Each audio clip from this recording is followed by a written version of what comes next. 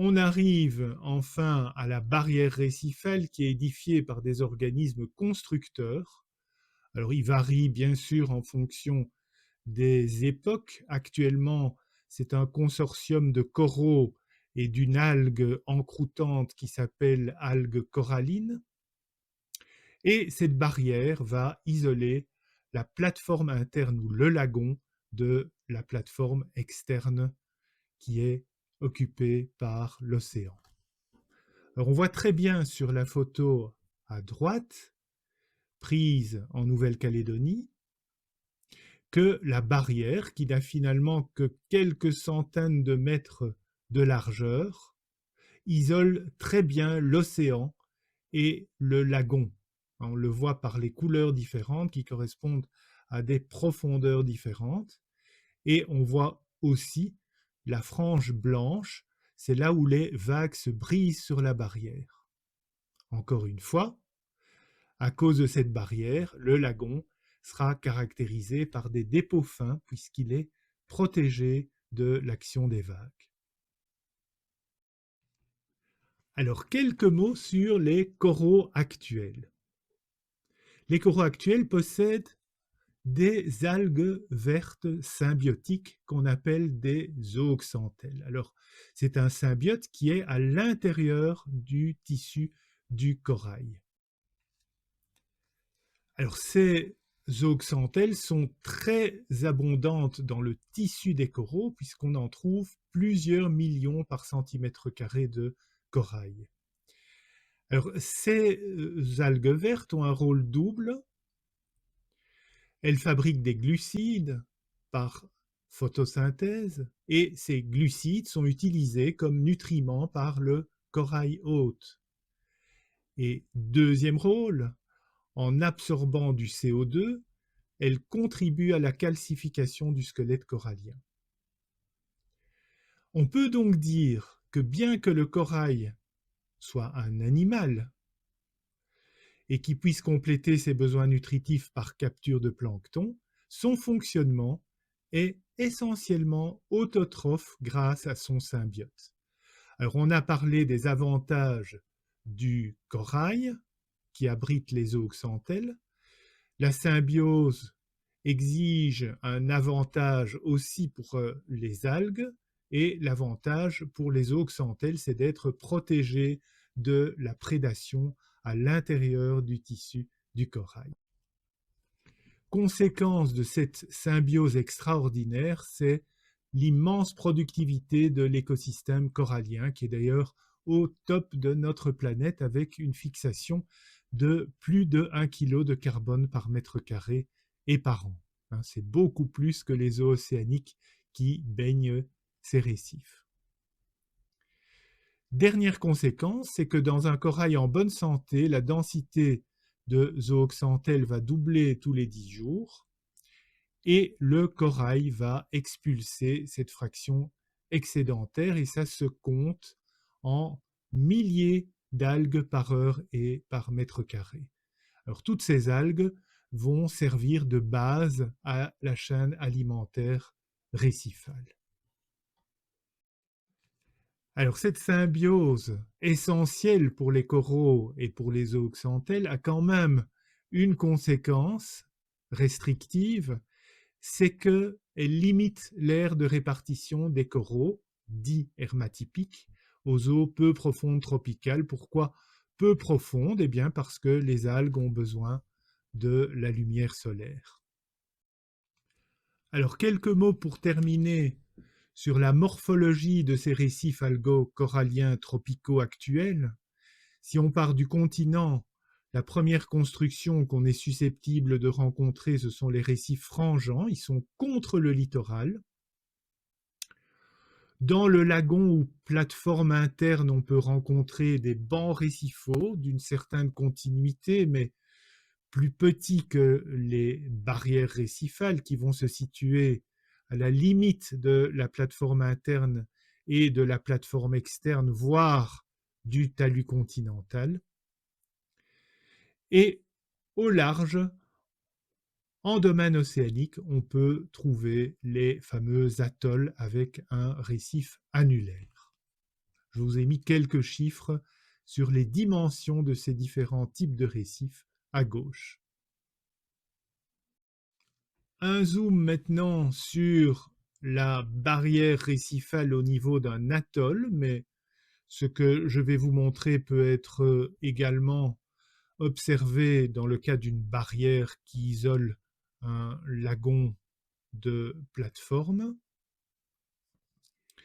Si on démarre du large, on va observer ce qu'on appelle le récif externe ou la zone des éperons et sillons. Vous voyez la morphologie qui ressemble un petit peu aux dents d'un peigne. Les coraux vont croître sur les éperons. C'est la zone vivante du récif, si vous voulez. Ensuite, on passe au platier, qui est constitué surtout de coraux morts, mais qui forment une zone dure. Et puis, progressivement, on va se rapprocher du lagon avec des accumulations sédimentaires qui peuvent être colonisées par la végétation et qui s'appellent des motus. Dans le lagon ne se déposent plus que des sédiments fins, suite justement à la présence de la barrière qui va arrêter les vagues. Alors on peut observer de gros débris, de gros morceaux de coraux un peu partout. C'est des morceaux qui ont été brisés et déplacés lors des ouragans, voire des tsunamis. Ce récif externe fonctionne donc comme une usine à carbonate avec une production qui est emmenée vers le lagon, ce seront surtout des sédiments relativement fins, et une production également qui va aller vers le large sous forme de coulées de débris ou de turbidites. On passe après la barrière à la plateforme externe. Donc c'est un environnement qui est évidemment beaucoup plus homogène et plus stable, qui est en liaison permanente avec l'océan, et donc on va observer une dominance des organismes pélagiques. Les sédiments sont généralement fins, toujours carbonatés bien sûr, mais ils sont situés sous la zone d'action des vagues. Ensuite, le talus, avec une pente relativement faible, c'est sous la zone photique et sous la zone d'action des vagues, c'est exactement en fait la même chose que dans le domaine détritique, sauf que les sédiments qui sont transportés, puisque le talus a une pente trop forte pour pouvoir stocker des sédiments, donc les sédiments qui sont transportés et qui vont arriver dans le bassin sont ici des sédiments carbonatés. Elles vont être transportés sous la forme de coulées de débris ou de turbidites. Le talus est donc une zone de transit des sédiments. Alors à droite, il s'agit d'une coupe dans le Paléozoïque inférieur de Québec. Les couleurs bordeaux, ce sont des sédiments de type pélitique. Et puis vous avez au milieu de l'image quelque chose de couleur claire. C'est une coulée de débris, ce sont surtout des morceaux d'organismes constructeurs qui est arrivé sous forme d'écoulement gravitaire en provenance de la barrière. Les talus ne sont pas dénués de vie, c'est une observation assez récente dans les océans actuels. Des monticules récifaux sont présents, alors ce sont des constructions parfois de plusieurs centaines de mètres de diamètre, plusieurs dizaines de mètres de haut, qui sont constitués surtout de boues calcaires. Pourquoi? Parce qu'ils sont sous la zone d'action des vagues, contrairement aux récifs barrières, et donc que la boue peut s'accumuler, qui est piégée par différents types d'organismes comme des échinodermes, des éponges et éventuellement des coraux d'eau froide. Alors ne vous étonnez pas, ces coraux d'eau froide sont des coraux qui ne contiennent pas d'algues, donc ils ne sont pas obligés, à cause de cette symbiose, de vivre dans des eaux peu profondes et bien éclairées, et ils peuvent se développer à plusieurs centaines de mètres de profondeur. Alors la photo que vous voyez, c'est un exemple de ce type de monticule récifal en Wallonie, c'est du dévonien de la région de Philippeville. Une excursion vous montre d'ailleurs de très beaux exemples de ces monticules. Et les grandes surfaces sciées que vous pouvez observer sont liées à leur exploitation pour donner le très célèbre marbre rouge. On arrive finalement dans le bassin. Alors dans l'océan actuel, suite à la formation de la banquise, des eaux froides et salées sont formées au niveau de l'Arctique et de l'Antarctique. Ces eaux froides et salées sont plus denses et vont s'écouler au fond des océans. C'est ce qui est montré sur le schéma au-dessus. Donc, suite à la présence de ces eaux très froides, la température dans les bassins océaniques est de l'ordre de -1 à +4 degrés centigrades, même sous l'équateur.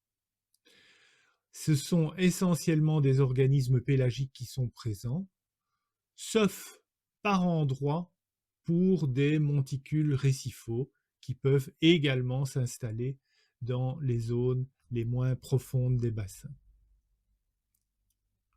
Alors un phénomène particulier, c'est illustré par le schéma à droite, donc en ordonnée c'est la profondeur au sein de l'océan, en abscisse c'est le pourcentage de CaCO3 dans le sédiment, qui est représenté par la courbe verte. Alors on part de pratiquement 100% dans les eaux peu profondes, pour autant évidemment qu'il y ait une production de CaCO3 par le plancton en surface. Et puis vous voyez qu'à partir de 4 km de profondeur, la proportion de CaCO3 va diminuer. C'est un phénomène qui est lié à l'augmentation de la pression de CO2 suite à l'augmentation de profondeur, et on va assister à une dissolution progressive des carbonates. Environ 800 mètres plus bas, on a une disparition totale de ces carbonates sous la surface appelée CCD, qui veut dire Calcite Compensation Depth.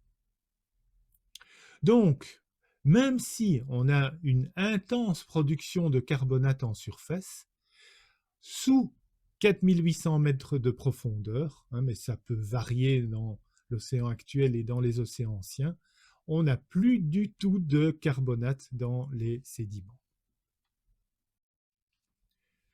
Voilà un exemple de boue calcaire mise en place au fond d'un bassin océanique, au-dessus bien sûr de la lysocline, sinon les petits fossiles que vous voyez qui sont des globigérines seraient dissous. Alors je vous rappelle aussi que on a des exemples extraordinaires de ces différents environnements qu'on vient de passer en revue dans le Dévonien de la Wallonie. Vous pourrez voir dans les excursions sur le Dévonien moyen des exemples de barrières récifales givessiennes, et dans les excursions sur le Dévonien supérieur, vous verrez de très très beaux exemples de monticules récifaux profonds.